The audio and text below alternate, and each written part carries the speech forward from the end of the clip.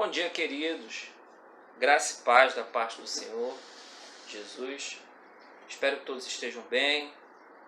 Espero que todos estejam tomando os devidos cuidados para a gente conseguir atravessar esse desafio aí da pandemia da melhor forma possível, obviamente, sem deixar de acreditar que o Senhor está conosco e que Ele cuida de nós e que tudo está sob seu controle, né? Deus ainda é Deus, apesar dessa pandemia, e a gente sabe que tudo acontece com propósito, e eu espero que todos estejam bem durante essa situação aí que a gente está enfrentando. Com saudade dos irmãos, né, dos nossos encontros presenciais, mas a gente não pode parar. Estamos aqui para dar continuidade aos nossos estudos da EBD, certo? A gente vem aí num ciclo de estudos sobre mordomia, né, mordomia cristã, que foram lições, né, que nos ensinaram a administrar melhor aquilo que Deus nos confiou, aquilo que Deus colocou em nossa mão, né? Nós tivemos lições sobre administração do tempo, mordomia do trabalho, das nossas finanças, da nossa mente, do nosso corpo, da língua, enfim, uma série de estudos sobre mordomia cristã, e hoje não é diferente, certo? A gente vai fechar esse conjunto de lições sobre mordomia, falando sobre mordomia no serviço ao próximo. Então, o título da lição de hoje, lição de número 12, é o amor que exige doação. Mordomia no serviço ao próximo. O objetivo da lição de hoje é a gente praticar a mordomia cristã no serviço ao próximo. A gente vai falar sobre isso. A gente vai falar sobre a mordomia cristã em relação ao meu serviço, em relação ao meu próximo, certo? Tirando assim 3 palavras-chave da lição de hoje, a gente poderia dizer que as 3 palavras-chave da lição de hoje são amor, doação e serviço. E aí eu começo fazendo algumas perguntas que cada um vai responder de acordo com o que a gente for refletindo nessa lição e com o que o Espírito Santo também ministrar ao coração individualmente. 2 perguntas. É possível amar sem demonstrar? Primeira pergunta. Segunda pergunta. É possível ser transformado por Deus e não demonstrar essa transformação através de obras de amor? É possível. Bom, para ajudar a encontrar respostas, embasar nossa reflexão dessa lição, o texto bíblico selecionado, né, pelo autor da lição está em Isaías capítulo 58, versículos 6 ao versículo 11. Então esse é o texto bíblico que a gente vai fazer uma pequena explanação sobre esse texto, né, esses 6 versículos. Então vamos ler lá. Diz o seguinte, em Isaías 58, 6 ao 11. O jejum que desejo não é este: soltar as correntes da injustiça, desatar as cordas do jugo, pôr em liberdade os oprimidos e romper todo o jugo?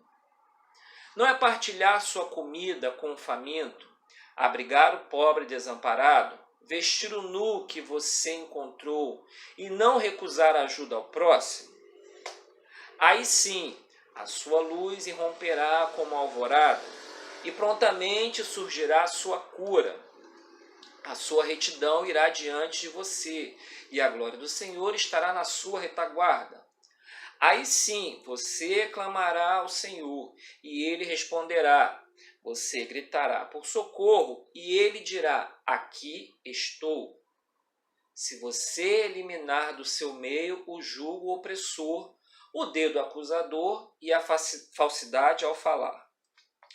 Se com renúncia própria você beneficiar os famintos e satisfizer o anseio dos aflitos, então a sua luz despontará nas trevas e a sua noite será como meio-dia. O Senhor o guiará constantemente. satisfará os seus desejos numa terra ressequida pelo sol e fortalecerá os seus ossos. Você será como um jardim bem regado, como uma fonte cujas águas nunca faltam. Bom, para a gente entender esses versículos, que são os versículos base da nossa lição, é importante saber o que está escrito anteriormente. A partir do versículo 6, que foi o que a gente leu, o Senhor está respondendo aos questionamentos do povo de Israel com perguntas reflexivas. Então, ao mesmo tempo que o Senhor responde, ele faz perguntas que levam à reflexão, né?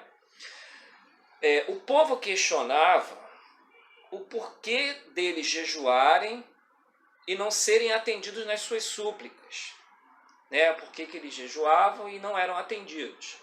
Então, vamos ver o que está escrito no versículo 3 e no versículo 4, anteriores ao texto que eu li ainda agora. O versículo 3 do capítulo 58 diz assim: Por que jejuamos, dizem, e não ouviste? Por que nos humilhamos e não o reparaste? Contudo, no dia do seu jejum, vocês fazem o que é do agrado de vocês e exploram seus empregados. Seu jejum termina em discussão e rixa e em brigas de socos brutais. Vocês não podem jejuar como fazem hoje e esperar que a sua voz seja ouvida no alto. Bom, na verdade, as súplicas, né, e o jejum do povo não eram atendidos, pois eles honravam a Deus somente com os lábios e as suas práticas não eram condizentes com seus sacrifícios. Há uma crítica forte à hipocrisia do povo, não só uma crítica, mas um confronto, né? O texto de Isaías não é uma crítica ao jejum, isso é importante, pelo contrário, de forma alguma. Na verdade, esse texto está alertando sobre o verdadeiro jejum. Esse texto fala do jejum que agrada a Deus. O texto de Isaías que a gente leu está criticando a incoerência das ações. De um lado, a fidelidade em mostrar a religiosidade, né, a necessidade de mostrar aspectos da religiosidade, e do outro, né, o dia a dia, que não reflete essa piedade aparente. Haviam pessoas naquele contexto que se preocupavam em fazer práticas de jejum, afligindo o próprio corpo, mostrando-se aflito pela fome e pela sede, mas não observavam a essência da lei, que é o amor ao próximo. Eram assíduos no jejum, mas não deixavam de oprimir os pobres. Abstinham-se do alimento, mas não compartilhavam o alimento. De que adianta se abster dos alimentos, afligir o próprio corpo, mostrar a aparência de piedade e retidão, e ao mesmo tempo em que se abstém desses alimentos, não compartilha o alimento com aquele que precisa, né? Havia uma preocupação do povo com os rituais, com os cerimoniais, com os aspectos religiosos que envolviam aquela nação.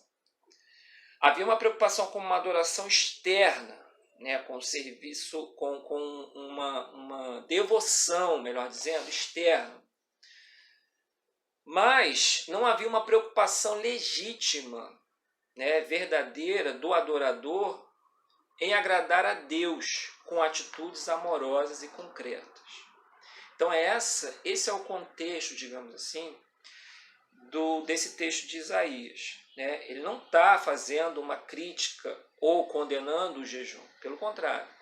Ele está revelando qual é o verdadeiro jejum, ou qual é o jejum que agrada a Deus, mostrando o seguinte: olha só, não adianta você se abster de alimentos, sacrificar o seu corpo, né, sem que essa atitude de flagelo, digamos assim, físico, não seja acompanhado de uma atitude de amor, de caridade, de serviço ao próximo. Se vocês lerem novamente lá, vocês vão ver que o texto fala, né, no versículo 4, seu jejum termina em discussão e rixa, em brigas de socos brutais. Vocês não podem jejuar como fazem hoje e esperar que a sua voz seja ouvida no alto. Então a resposta para os questionamentos do povo, de por que o jejum deles não eram, o sacrifício deles não eram ouvidos, está nesse versículo aqui, porque não é um jejum que agrada a Deus. Bom, então a gente vai pensar um pouquinho sobre isso, né? De que adianta então eu ter uma vida religiosa regrada, participar das atividades da minha igreja, ser assíduo nos serviços da casa do Senhor, se eu também não tenho a capacidade de atender a necessidade do meu próximo, se eu não estou atento, né, em servir ao meu próximo, em me doar para o meu próximo. Então, cabe essa reflexão e essa análise do texto, trazendo para a nossa compreensão, né, aplicando para nós hoje. Bom, pessoal, então a partir dessa breve explanação do texto, né, eu não tive a intenção de explorar, não me aprofundei, na verdade, no texto. Inclusive eu recomendo que você leia todo o capítulo de Isaías 58, é muito rico de ensinamentos para nós, hoje, igreja contemporânea. Eu não tive a intenção de empobrecer a riqueza do texto, só mesmo fiz uma análise bem direta e do trecho que nos importava necessariamente para o nosso tema. Então, a partir dessa compreensão lá do texto base, eu também fui à revista, né, ao nosso material, e peguei alguns pontos assim da revista que eu achei interessante trazer para vocês, certo? Primeiro é que o autor da lição escreve e é pertinente, o seguinte: nosso interesse pessoal muitas vezes impede que a gente exerça a identidade de mordomos do reino de Deus, né? E aí, para isso, Filipenses 2,4 nos diz: cada um cuide não somente dos seus interesses, mas também dos interesses dos outros. Veja bem, ele não está dizendo para você deixar de cuidar dos seus interesses, mas associado aos seus interesses também os interesses dos outros, certo? Então é importante obviamente a gente tem compromisso, a gente tem necessidades, mas além de se preocupar conosco, também nos preocupar com o próximo, com o outro, né? Bom, a igreja primitiva é o exemplo, né, para nós. Obviamente que às vezes a gente pode pensar que era uma igreja perfeita, e não é nada disso, construída por homens. Era um outro modelo de igreja, era um outro contexto de sociedade, era uma outra cultura, mas é um modelo para a gente pautar a nossa compreensão de comunidade cristã, né?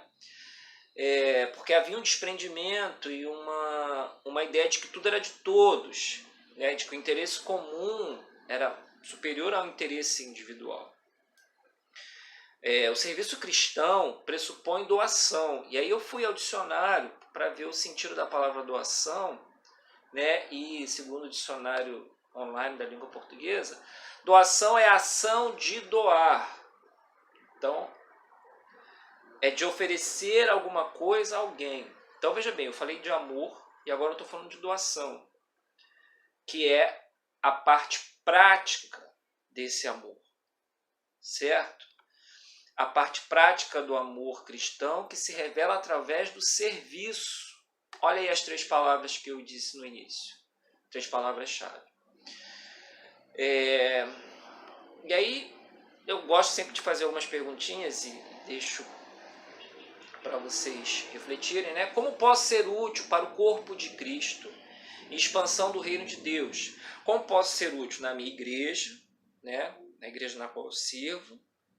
Mas, para além disso, ou associado a isso, como eu posso ser útil para a expansão do reino de Deus pelos lugares onde eu transito, né? como eu posso ser esse instrumento de serviço ao meu próximo? Isso tudo são pontos, da lição que eu tirei aqui para a gente pensar um pouquinho. Na parábola do bom samaritano, a gente estudou essa parábola na IBD e tudo mais, a preocupação era de saber quem era o meu próximo, quem era o próximo dentro daquela parábola ali, né? Que essa ideia de próximo, né? Hoje a gente sabe que o nosso próximo é todo aquele que precisa de socorro, é todo aquele que precisa de suporte, é todo aquele que precisa de ajuda, entendendo que hoje eu posso ser o agente que vai ajudar o meu irmão e amanhã eu posso ser aquele que vai estar no lugar de alguém que precisa ser ajudado, certo? Então o nosso próximo é qualquer pessoa que é o nosso amigo, nosso irmão em Cristo ou não, certo? Então você pode pensar, né? Então eu tenho que ajudar aquele que me fez mal, aquele que me prejudicou, aquele que tentou puxar meu tapete, aquele que inventou uma fofoca. Bom, biblicamente, a resposta é sim. Você, como cristão, transformado, renovado, tendo a sua mente renovada, você vai oferecer ajuda, socorro, serviço ao seu próximo, mesmo sendo alguém que em algum momento te fez mal. A Bíblia diz que você deve socorrê-lo sim. Porque através disso ele vai ver que você é uma criatura diferente, transformada. O nome do Senhor vai ser glorificado através da sua vida. A glória não é sua, o mérito não é seu. E além disso você vai estar sendo obediente. Obediente a ordenanças bíblicas. A motivação... voltando aqui. Entendemos que fomos salvos pela graça e não por méritos próprios. Se entendermos isso, isso nos ajuda a entender que não vivemos mais para os nossos desejos e vontades, mas buscando agradar aquele que nos salvou. E aí o meu serviço ao próximo não é para ser salvo, né, como algumas religiões pregam as boas obras para a salvação. Na verdade, eu já fui salvo e como reflexo dessa salvação pela graça, como gratidão a Deus por essa salvação que foi de graça, e eu me disponho a servir ao meu próximo em amor. A motivação é agradar aquele que nos salvou, é ser grato a Deus através de nossas atitudes para com o próximo. E era justamente essa crítica que o texto de Isaías fazia. A motivação do jejum era uma motivação equivocada, era um sentimento de barganha, né? E não de gratidão. A motivação para todo e qualquer serviço cristão deve ser sempre o amor ao Senhor Jesus e ao próximo. Bom, quando eu deixo de olhar para mim, para as minhas limitações, para as minhas mazelas, e passo a entender que foi o Senhor que me chamou, e eu passo a responder ao Senhor, eis-me aqui, né? Olhando para Ele e não para as minhas limitações, eu começo a me sentir útil, né? Eu começo a estar atento às necessidades do meu próximo, porque não sou eu, né? É o Senhor que habita em mim que me move na direção do meu próximo, né? Talvez seja um equívoco nosso achar que esse sentimento vai brotar de dentro de nós naturalmente. Não vai, né? É o Senhor que nos move nesse sentido. Né? Então cabe a nós dizer, eis-me aqui e me usa da maneira que o Senhor quiser para o engrandecimento do teu nome, para a expansão do reino de Deus. Bom, a gente já está caminhando para o final da nossa reflexão e o meu desejo, a minha oração, né, é que cada um de nós possamos estar disponíveis e cada um de nós possamos dizer, eis-me aqui, para entender e atender às necessidades do nosso próximo, para estar sensível, né, àquele que precisa de socorro. E que o Senhor nos dê o privilégio no nosso dia a dia de ser agente de socorro na vida do nosso próximo, seja ele quem for, né? que o Senhor nos dê esse privilégio durante essa pandemia, durante esse período de isolamento. Peça ao Senhor, Senhor, me dê a experiência de ser útil na vida do meu próximo. Por mais que você não saiba ou não veja como, o Senhor ele pode, tem poder para atender essa sua oração e fazer de você um agente de serviço ao seu próximo. Um serviço genuíno, motivado pela motivação correta, que agrada a Deus e que glorifica o nome do Senhor. Bom, meu desejo é esse a vocês. Eu espero que essa lição, essa breve conversa encontre, né, terra fértil e que o Senhor ministre ao seu coração. Reforço, leia o capítulo 58 de Isaías, tem informações e ensinamentos preciosos para nós. Hoje, igreja do século XXI, a palavra de Deus ela se aplica à nossa realidade também, tá bom? Que o Senhor te abençoe, te guarde, que a gente se encontre o mais rápido possível em segurança para a glória do Senhor e que Ele te dê essa experiência, essa oportunidade de ser bênção na vida do outro. Ok, querido? Graça e paz, que o Senhor abençoe. Fiquem com Deus e um grande abraço.